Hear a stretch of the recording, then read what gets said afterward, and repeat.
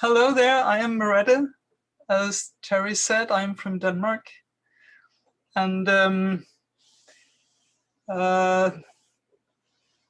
he's right. I am going to talk to you about hypo-states and what that is, and also relate it to the title of this speech, which is called Sitting on the Edge of an Abyss Together, which is a kind of poetic language I came up with to describe some of the solution to a challenge that I do believe that most psychotherapists know, which is the challenge of how we manage these very potent given up states, collapsed states, states where people really give up. What do we do with that? And first of all, how do we as psychotherapists become capable of sitting on that edge together with the clients? And that's part of what I have dealt with for the last many years. I am very curious still about hypostates and what it is it can offer us to focus there. So I hope you have your curiosity on board. I will start with talking you through some of the concepts. What is it we are talking about when talking about hypostates? And then we will do some practical, I will train you in what I call microactivations. And then we will relate that to this challenge of relating to collapse or hypo-arousal. And that will take the first hour. And then you can ask questions and we can relate to cases in the Q&A time. So, what is hypostates? Well, hypo means under-functioning, whereas hyper means over-functioning. So over and under-functioning can be found in many kinds of tissue in the body. It's not something that we only find in the muscles or in the autonomic nervous system. You can find it in organs, you can find it in blood pressure, we can have hypo or hypertension, you can find it in blood sugar and physiological aspects. So over and under functioning is a very general thing. It causes different types of problems. Now, the kinds of hypo states that I have specialized in working with are the ones that relate directly to stress patterns and to trauma patterns. And that's what brings me to both the autonomic nervous system, where we have the two extremes of hyper and hypo arousal. I can give you some of these words in the chat. Let me see.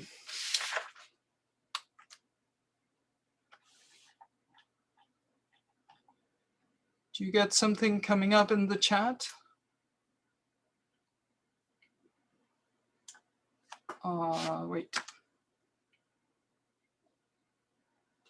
Do you get something coming in the chat right now? No? Well, too bad. Well, then I'll do it. Then I'll just talk you through it. So in the autonomic nervous system, you have two extremes. We can go to extreme. They're going to be hands up. Okay. You can go to hyper-arousal. Those are the normally most known survival reactions, like fight and flight, and also to some degree freeze. And other, it's where we go very active in the nervous system. We mobilize to survive. And then we have the other extreme, which is called hypo-arousal, which is where we do the opposite. We deeply let go. Instead of fighting, we let go of it all, basically. The body goes into some kind of hibernation or collapse. Right? That's still a way to survive. So it's not the same thing as dying, but we do go very slow inside. We go into a very slow heart rhythm and slow physiological rhythms in general. So you get it, that's the polarity in the autonomic nervous system. Now, how do we work with that? And especially, how do we work with the hypo part of it? Because there are many methodologies for the hyper-arousal. There are many types of trauma therapy that are focused there on working with flight and freeze and fight.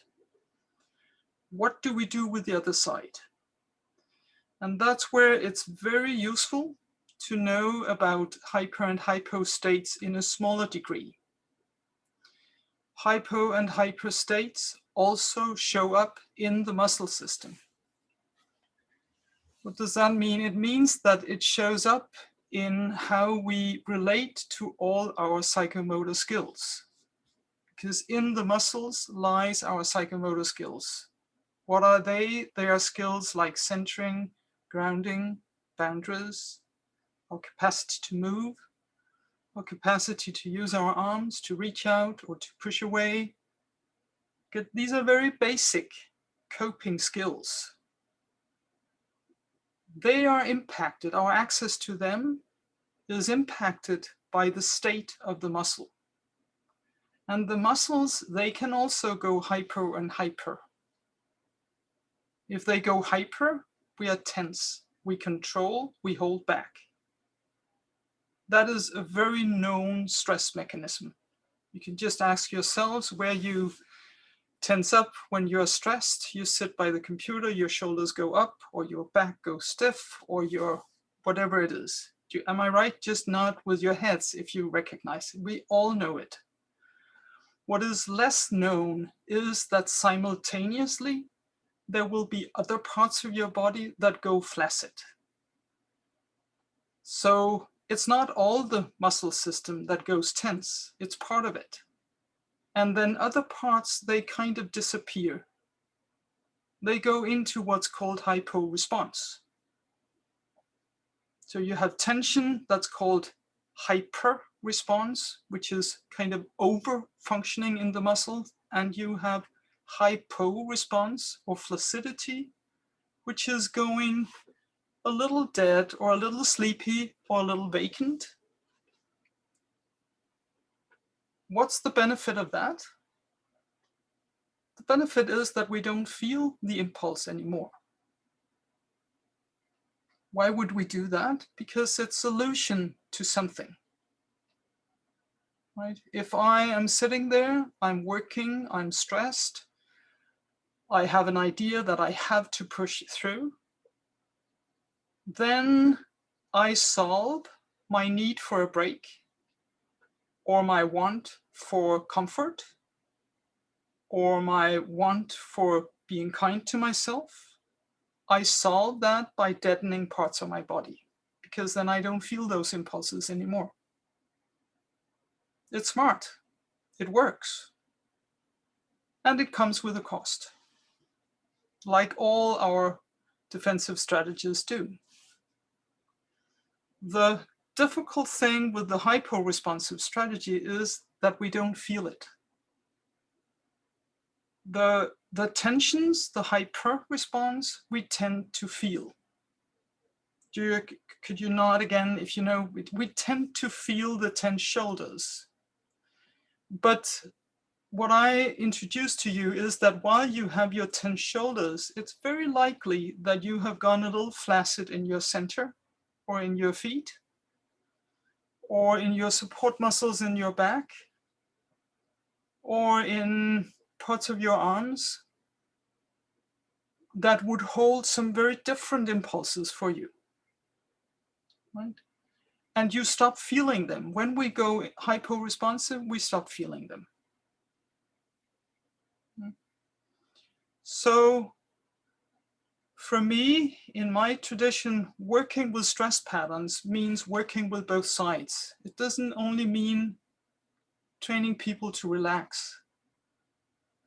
It means it actually is a benefit to start out with getting people to realize that there are also parts of us that have gone flaccid. Because if we can track that and we can find a methodology to work with that, and we can bring energy in to the parts where we lost it, the tendency is that the tensions start letting go by themselves. See if you can get that. So a stress pattern is held not by one reaction, but it's held by a polarity between tension and giving up. And if you can address the giving up first, you gain a lot, because then the need for the tension lowers. Right? If I can regain my center, I don't have to lift my shoulders. If I can regain the support in my back, I don't need to hold on so strongly with my hands, etc. This is the methodology I work with. It's to have people include and awaken their hypo response. And if I go back to this bigger giving up, the hypo-arousal, the idea is, and the experience is, that if we can bring energy into the lower degrees of giving up, namely the giving up in the muscle system, if we can do that kindly enough, we provide a container bodily to be able to tolerate being close to the deep giving up. Good. Because to sit there on the edge of an abyss, you need something to support you to stay present. Because else we just drown in it. We get pulled into the abyss or we flee from it, polarized to it. So what I found and what I'm training people in is that by, in a very gentle way, activating the muscles, the flaccid muscles, we can provide a container in the body that helps us to tolerate those parts that have really gone into deep parasympathetic, a very deep parasympathetic state. So that's the hypothesis I'm inviting you to participate in tonight. Yeah.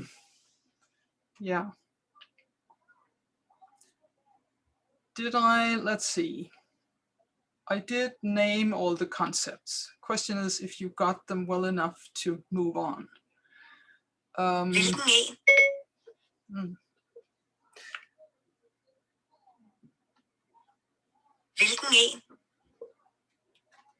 Just a minute.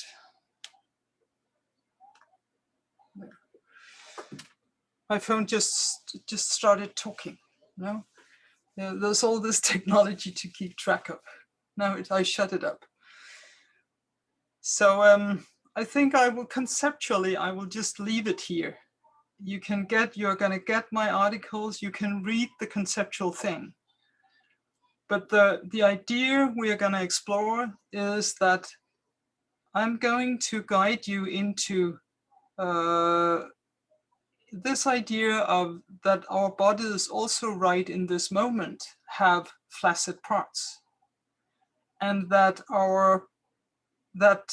we have a chance to improve our presence by paying attention to that, and by learning not only to relax, but learning to bring energy into places that may benefit from having more energy. And that's what I'm going to guide you into right now in this moment. I'm just going to track time. I used 20 minutes.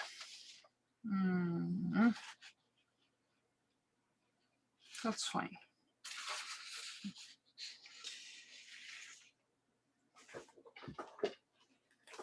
So now I ask you to shift from only trying to understand the concept to paying attention to your body. And starting out with just paying attention to how you sit. Go for comfort, go for support, go for a way of sitting where both of your feet can touch the ground and both of your sitting bones can sense the chair. And if you have a back of a chair you're sitting on, let your back feel that support also.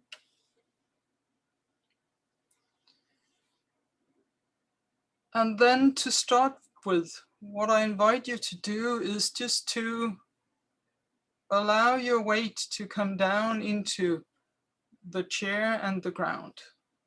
In a way, let go so that you land in the chair, land where you sit.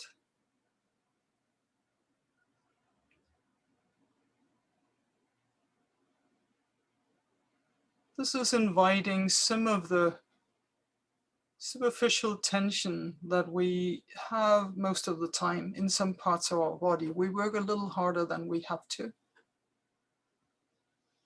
And if we allow it, we can drop some of that, we can let it go, and we can land more fully in the here and now. So just sense how your body negotiates with that invitation I give you. Have some acceptance of that. Parts of your body may want to follow that, other parts may not want to follow it. Both is okay. So you may have tense parts that are not willing to let go, and you may have other tense parts that feel it like a relief to get this invitation. Just notice what happens with your breathing. Yeah.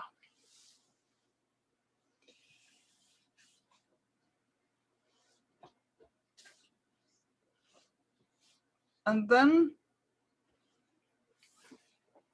I'm going to invite you to do something different in terms of getting more present,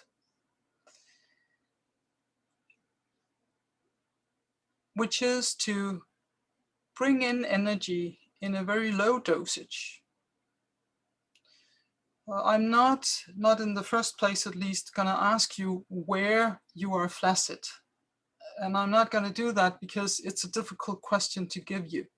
It's actually difficult to track what's not there. So what I'm doing instead is I'm going to guide you into bringing energy in, which is what works for the flaccid parts. And then we'll see what happens. So I now ask you to experiment with pushing both of your feet into the ground. Just a gentle little push, both feet into the ground, and notice that that starts an upgoing movement in your body. If you push your feet down, there will be a movement that comes all the way up through your spine. It lengthens your neck.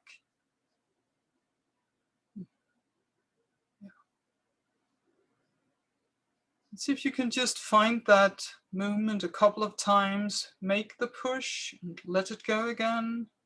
Do it again. And then take in that you can dose how much power you put into it. You can do this very, very small. You can go down to a very gentle, almost only an intention. It will still release the same upgoing energy. Or you can choose to put more physical strength into it, then you use more muscles. What I give you here is the principle of dosing. You can do the same movement in different dosages, and you may discover that you get a different result. Some of you may experience that by doing it small, you actually feel more. Others of you may experience that doing it small, you don't feel anything, and that you benefit from doing it with more physical strength, right? Just get to know your own reactions to that. And then just all in all, sense into what does this do for you? That little push with the feet. Does your body like that or not? Both is okay. And then try a different one, which is just slightly changing how you push with your feet. So you now push with the outside of your feet and not the whole foot. Don't try to lift up the inside of the foot, but just change the weight a little so that you make the push with the outside. When you do that, the activation of muscles shift a little bit so that now you activate the outside of your legs. The outside of the legs cooperate with the backside. Just see if you can make that work in your body. Pushing with the outside, sensing it primarily in the outside of your legs. Experiment with dosing. Because again, you can do it small, you can do it bigger, you can do it even bigger. And just sense if that has a different impact on you than doing it with the whole foot before.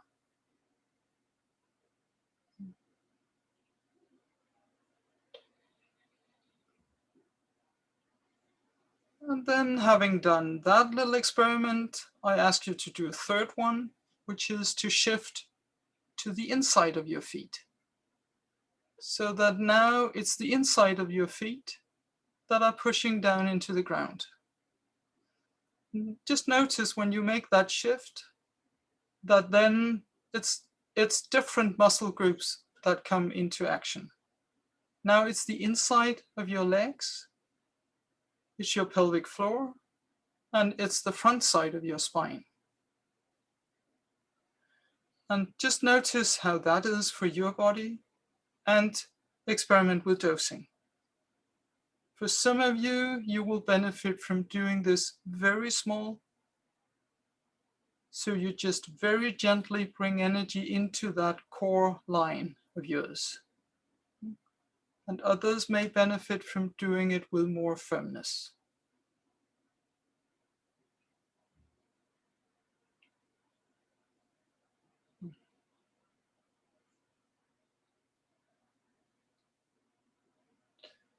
And then allow yourselves to compare. If you would choose one of these, the outside, the inside, the whole foot, is there one of them that felt more supportive in some ways to your body?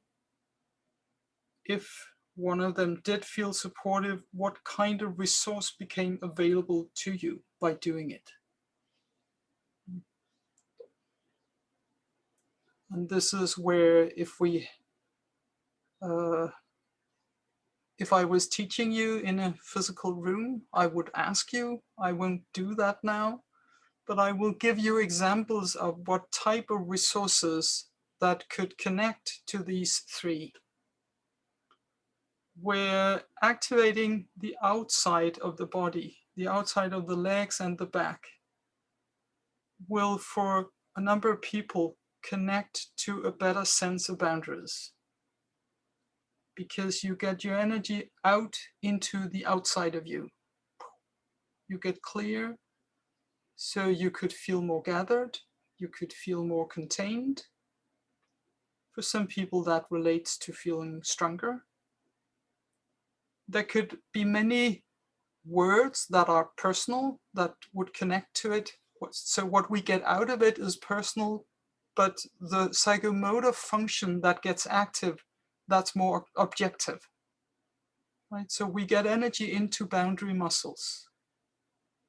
If we shift to the inside, just pushing the inside down, getting energy into the inside of the legs, pelvic floor, front core line, that will typically awaken experiences like I get more centered, I get more home,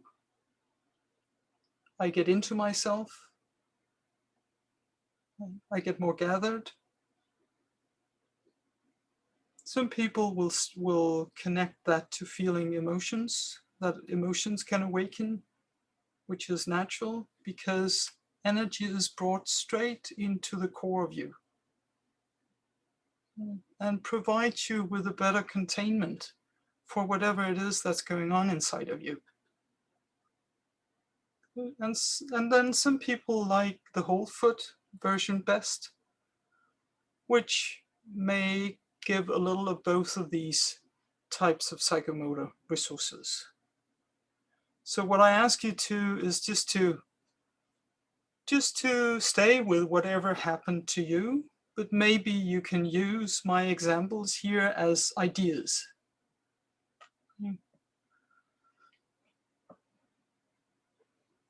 Okay, and then I ask you something else also, because what we did now was something very different from the first invitation, which was to relax. Right? First, I asked you to come down to the chair, relax into how you're sitting.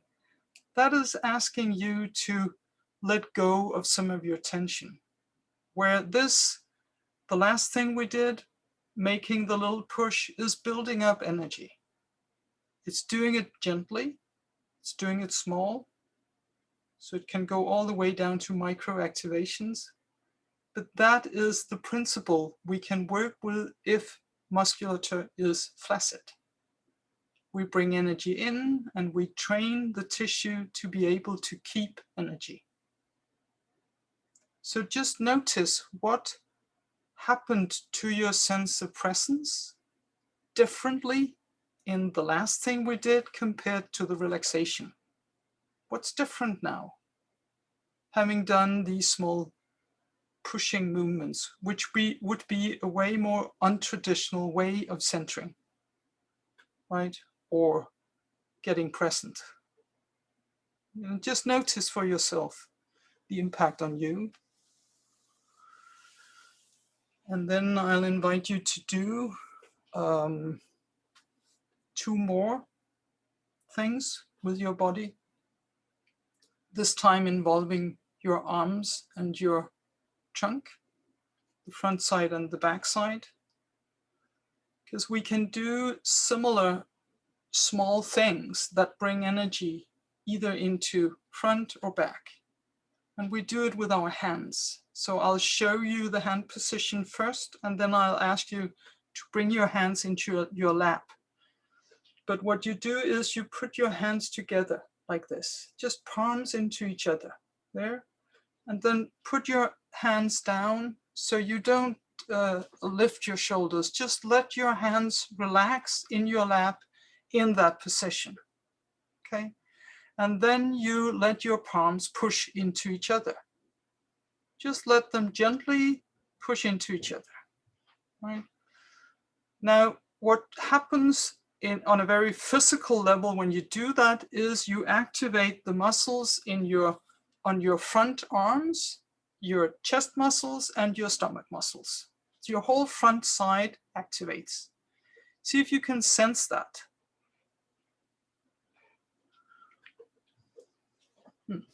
And from there, you can start playing with dosing it.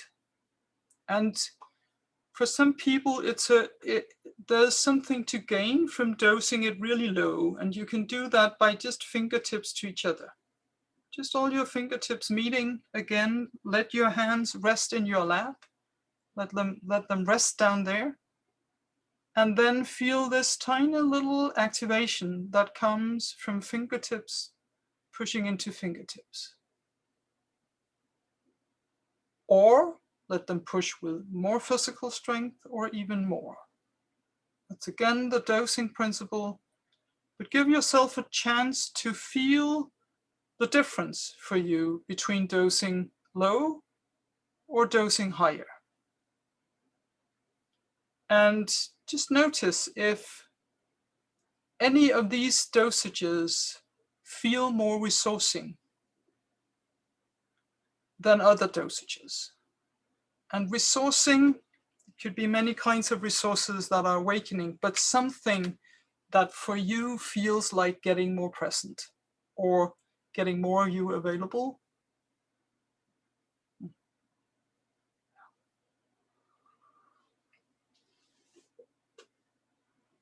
And let me just right now, just with hands up, let me see how many of you discover that doing something small has an impact. How many of you discover that? Yeah. And just really take that in, because this is the unusual aspect of what I give you, is to realize that getting more present can happen through doing something really tiny, small. And that speaks to that the parts of us, the parts of the body that benefit from doing something small are the parts that don't have a lot of energy stacked up, but it's the parts that have a tendency to lose energy. And that tendency, we help that tendency to do something different by doing something small. We train the body to keep energy instead of losing it. And we do it so gently that we don't push ourselves into the tiredness or the collapse that are very often lying in the given up parts. Right? So it's really worthwhile taking in that doing something small can have a deep impact. Okay, so that was the front side. Then I ask you to put your hands like this, fingers there, fingers pull, so they can pull in each their direction. And again, hands down in lap again, let your shoulders relax, and then let the fingers pull in each their direction, and elbows a little backwards. Elbows backwards, because as soon as elbows goes backwards, you start using your back muscles. And again, then start dosing it. You can do it small, you can do it tiny small, you can do it bigger. But just see if you can sense that activation of it. That's the whole support, the muscular support system in your back. You can also activate it by just moving your elbows backwards. For some, that may be easier. Drop the movement, the pulling with the hands, and just elbows backwards. Both can work. And then just familiarize your body with that possibility. How is that compared to doing the fingertips or the palms before? Is there a difference for you between bringing energy into the front side or the back side? Do you have a preference? And do you have a preference in level of dosage?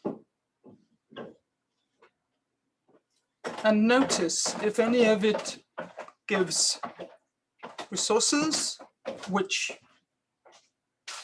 right? I'll do the same as I did before. I'll give you some ideas about typical resources that can be gained from these activations.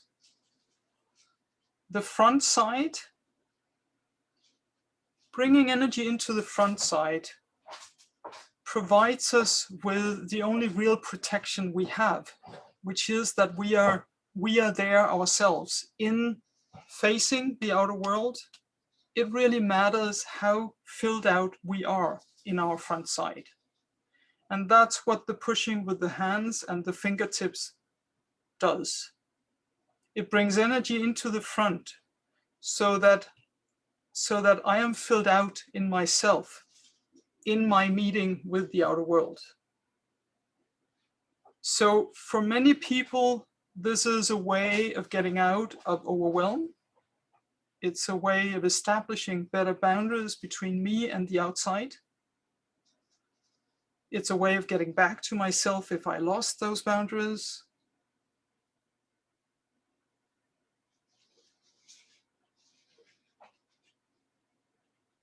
The backside is really about support. It's physical support, but it's also a sense of emotional support. Something is backing me up in my own body, and I can lean into it. So for some, there's strength or support or being cared for or something to lean into, or words like that can emerge. And they can work together, the backside, or they do. Muscularly, they work together, the backside and the front side. But we typically have preferences, and I would guess that you also discover that some of it works better for you than others, and just notice that, accept that, give that space, and go with what's easiest. Because if we want to do something that includes the most silent parts of us, and the hyper-responsive parts, they go silent. They don't talk loud. Tension talks much louder. Hyper-response are the voices of us that go unheard. So if we want to hear them, we need to do it gently. Right? Else we just bypass them once again. And the microactivations do that. They do something subtle and small, but it includes the parts of us that benefit from that. Okay. We do one last thing, which is getting directly into the core. We have a physical balance point in the body. We have a physical center. It lies right in front of our 4th and 5th lumbar vertebrae. And one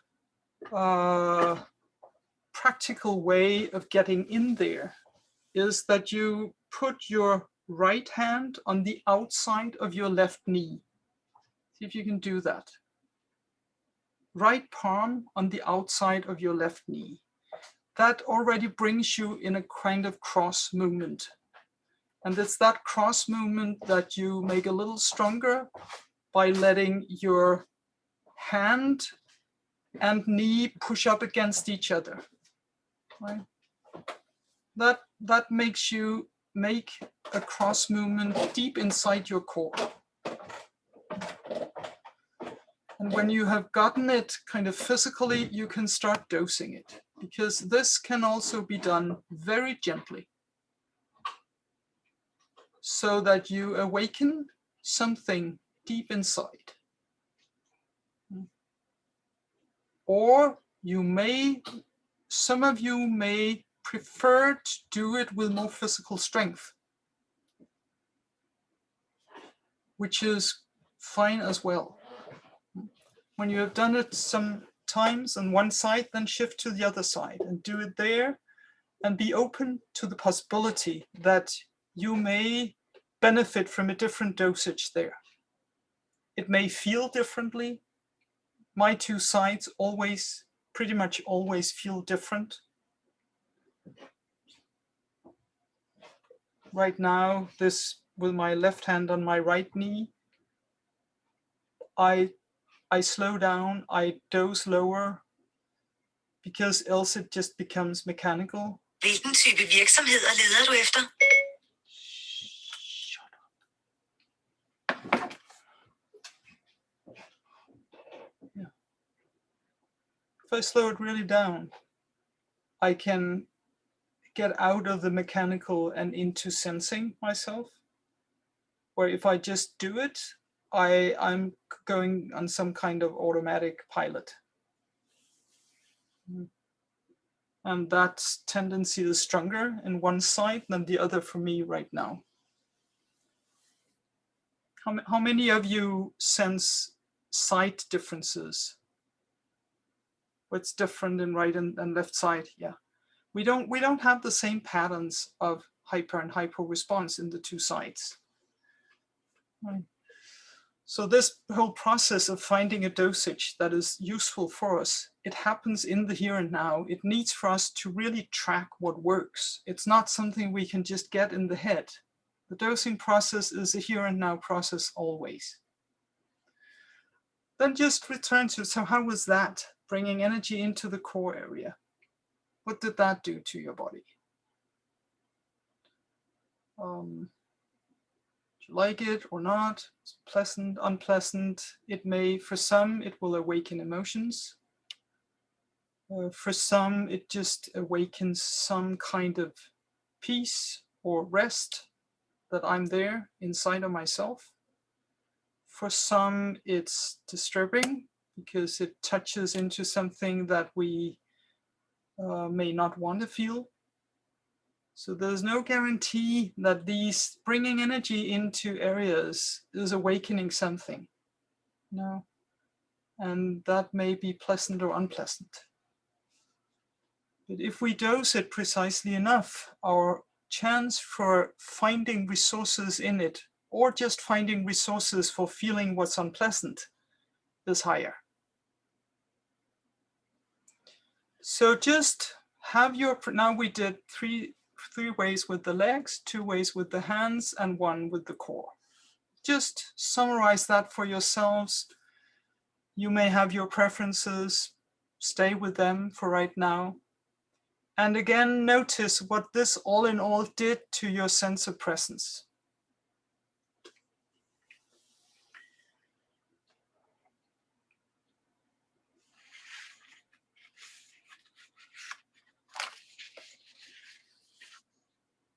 Yeah. So I'll shift from here back into talking about, so how does this methodology relate to working with hypo-arousal?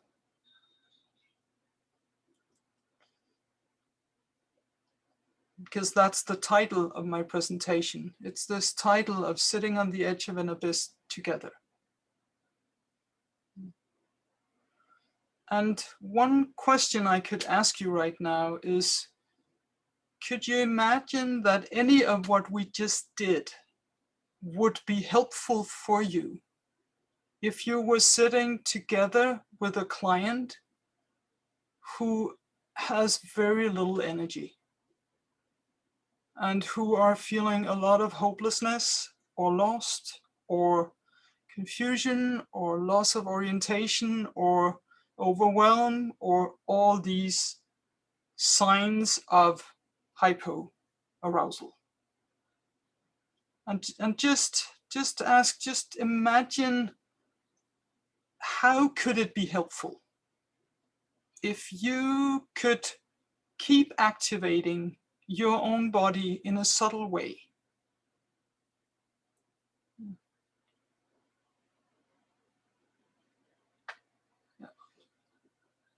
And then I'll tell you my experience with what the potential in it is.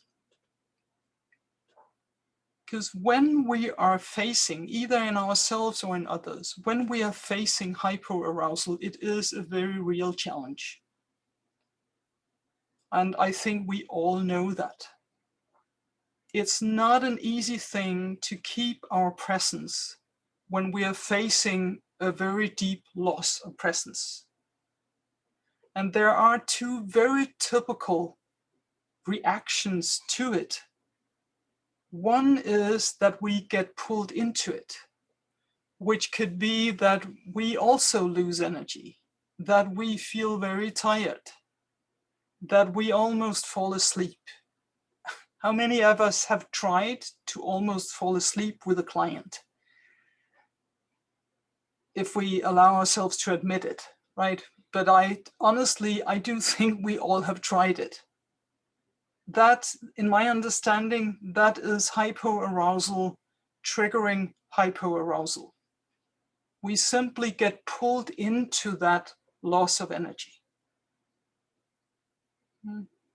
That's the one risk. The other risk is to avoid that. We fight it. We polarize to it.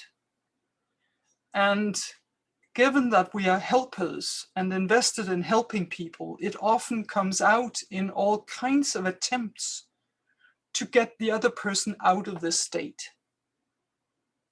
So we invest energy in getting them active again.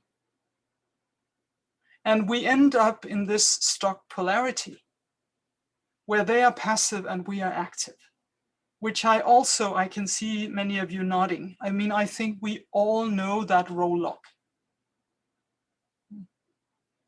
And it doesn't provide healing. So what is healing? If we try to think about that, what would healing look like with a really deep given up state? And that's where, in my experience, the first step of that is to become capable of being with the state exactly as it is, including it as it is, not being in a hurry with having it change, but finding a deep acceptance of that hypo-arousal is just as normal. It's just as natural a survival reaction as flight is or fight is. Basically, it's okay. The collapse is okay. But to go there and find that acceptance, we need some skills to help us stay present. Because else we do go into our reactivity to it.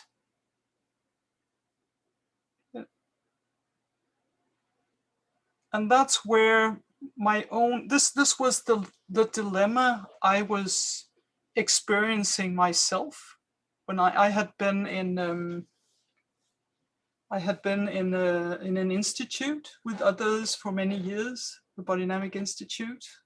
I had been part of developing trauma therapy. And back then, this was in the 90s, back then, body-oriented trauma therapy was very focused on releasing. And a lot of it still is. It's focused on how do we release the natural survival reactions that never got released. Like, how do we finish a flight impulse that is stuck in the body? Or how do we finish a fight impulse that's stuck in the body? You get it? And that way of thinking is very functional when we talk about hyper-arousal. The problem is that it is not functional when we talk about hypo-arousal. Because in hypo-arousal, there is nothing to finish. Okay? There, the impulses are given up.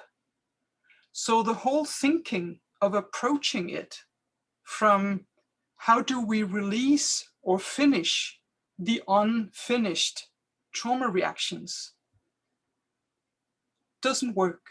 And that's what I was facing in myself after having worked for many years with developing this other trauma therapy model. It was that, yes, it worked, and it also worked for me personally with my hyper-arousal patterns.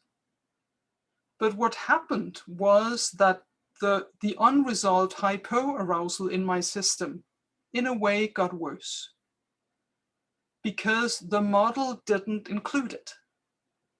The methodology didn't speak to it. And in a way, it made it wrong. Because if you speak to hypo-arousal with a voice saying, you're supposed to release, it just doesn't touch and it doesn't help. And in a subtle way, it makes you wrong. Not intentionally. But when it doesn't hit, it becomes, in a way, it becomes me that doesn't fit the model. And that's where I then started. Back then, I left the Biodynamic Institute. I started working on my own, and I started experimenting and looking for ways to work with this given up state that that could communicate inclusion instead of communicating something that didn't work.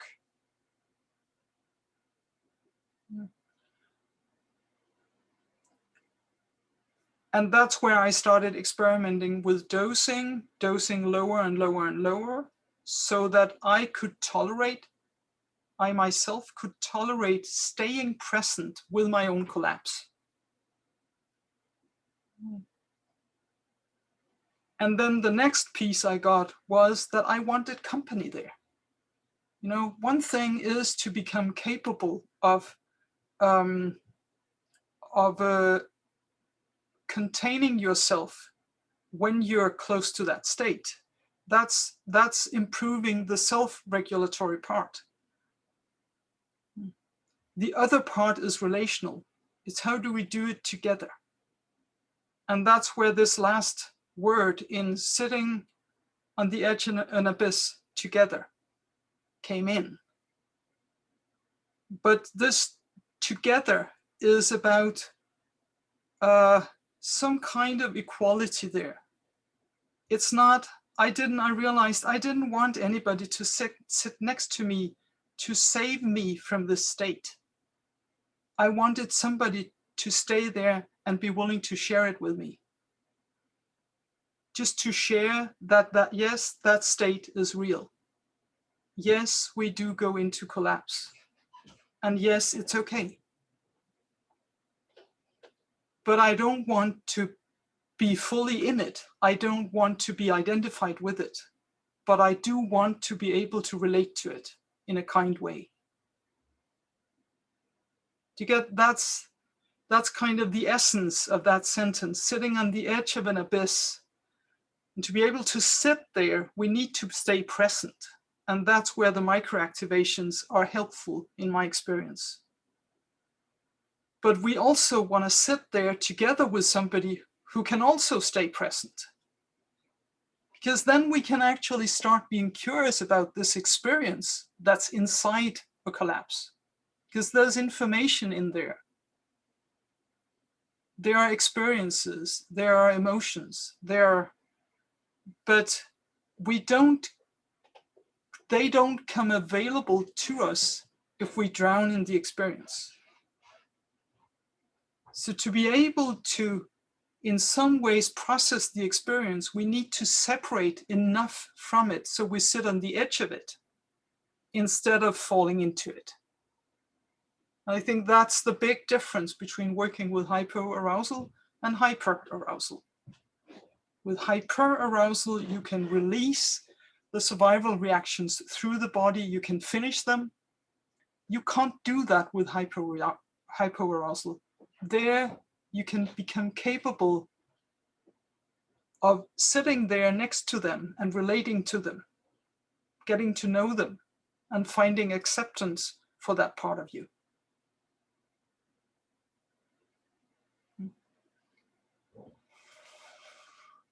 Yeah.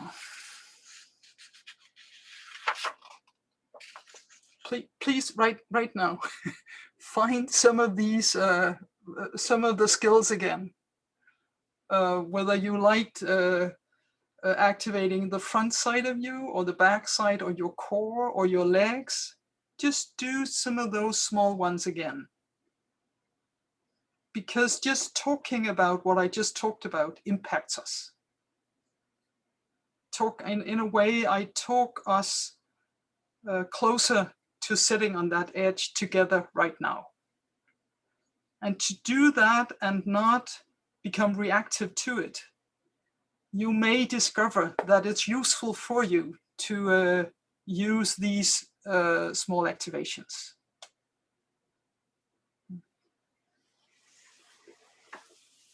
Yeah.